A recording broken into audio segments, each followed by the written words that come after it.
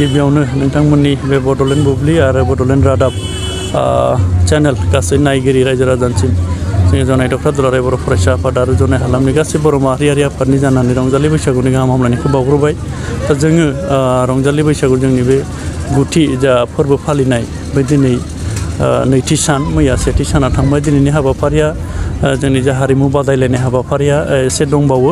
दा बे हाबाफारिखौ जों फोजोबखांनायनि उनाव जों गाहाय आलासि महरै जोंनि BKWSAनि गाहाय मावफुं सोद्रोमा मिनिस्टार सारखौ जों गाहाय आलासि हिसाबै हांख्रायहरदों। दा बिथांमोनजों लोगोसे गोबां आलासि फैफादेरगोन आरो जिहेथु जोङो हालामनिनो दुलाराय बर' फरायसा आफादनि जोंहा सासे सोद्रोमा दंखायो सुबुं फोनांजाब नेहाथारि साराबो जोंजों थाफासिगोन आरो बेखिनि हाबाफारिखौ लाखांनायनि उनाव जोङो मोनाबिलिनि हारिमु बिलिफां मोनसे आयदा दंबावो। बे हारिमु बिलिफाङाव जोङो मेथाइ खनगिरि हिसाबै जोङो लिंहरदों। दा बिथांमोनानो सफैगासिनो दङ। दा बेखिनि हाबाफारिखौ लानानै जों बे आलासि बिथांमोनखौ लाफानानै माखासे हारिमु बिथिंनि जौगाखांनो थाखाय जोंनि ओनसोलखौ जोङो हारिमु बिथिङाव गोख्रों खालामनो थाखाय माखासे आयदाखौ लाफानानै जोङो सावरायलायनो नागिरदों। जों आसा खालामदों दिनै बोथोरा मोजां जादों इसोरनि अननायाव।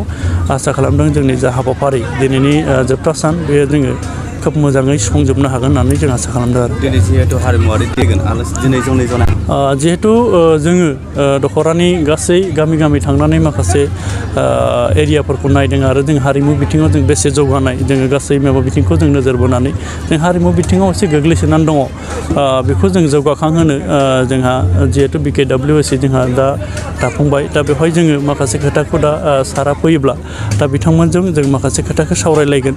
जों मा स्टेपखौ लाग्रोयोबा जों हारिमु बिथिंखौ जोंनि जनाय हालामनि लाइमोनफोरखौ जोङो हारिमु बिथिङाव जों जौगाखांहोनो हागोन आरो BKWSAनिफ्राय मा अनसुंथाइ दङ दा बिथांमोनजों जों सावरायलायनायनि गेजेरजों हारिमु बिथिङाव जौगाहोनो थाखाय जों बिथांमोनजों सावरायलायनानै जों बिथांमोनखौ खावलायगोन बिथांमोना जोंनि ओनसोलखौ नायनानै हारिमु बिथिङाव जौगाखांहोनो थाखाय बिथांमोना मा हाबाफारि लायो जोंनिफ्राय बिथांमोनखौ खावलायनाय जागोन आरो। नोंथाङा सरकारि साख्रि नागिरदोंना? नोंथांनि थाखाय मोनसे गोजोनथाव खौरां। नोंथांनि थाखाय दं एडुकेट पइन्ट, जेराव नोंथाङा सोलोंथाइ लानायनि गेजेरजों सरकारि साख्रिनि गुबुन गुबुन रोखोमनि गोब्राब आनजादफोरखौ उथ्रिसारनो हागोन आरो गावनि आथिङाव गसंथानो हागोन।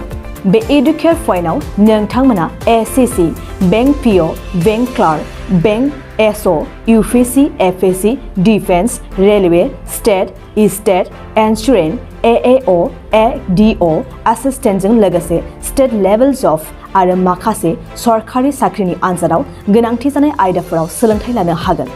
मख'नो गोनांदि बे सोलोंसालियाव साख्रिनिल' नङा, बेयाव MBA आरो सैनिक स्कुल बायदियाव एडमिशननि थाखाय एन्ट्रेन्स होनो थाखायबो सोलोंथाइ लानो हागोन।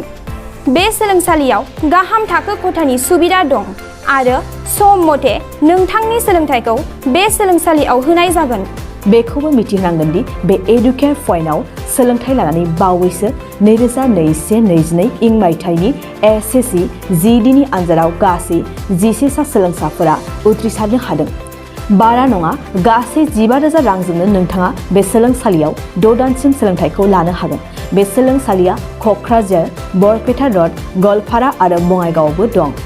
क'क्राझाराव सोलोंथाइ लानो गोसो गुदुं जानाय सुबुंफोरा 70020261133 9101536360 70020261133 9101536360